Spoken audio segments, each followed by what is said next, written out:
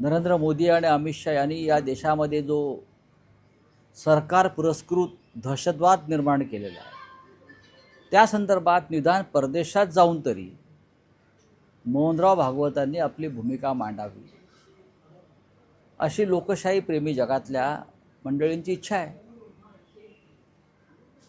आणि न्यूयॉर्कचे जे महापौर आहेत ते भारतीय वंशाचे आहेत, तर त्यांनी त्यांच्या भाषणाकडे लक्ष ठेवलं पाहिजे, एवढंच मी सांगेन. पण मला असं वाटतं की मोहनराव भागवतांनी हिंदुस्थानातल्या ज्या परिस्थिती सध्या जी सुरू आहे, तरुणांचा उद्रेक, जंतर मंतरवरची बंडाळी,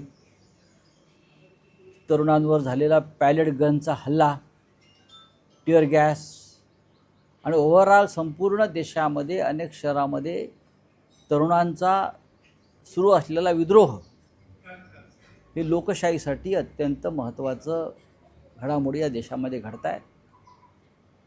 आणि अमेरिकेत मोहनराव भागवत या विषयावर बोलतील, भारतात जरी बोलले नाही तरी अमेरिकेत जाऊन ते बोलतील अशी मला अपेक्षा आहे.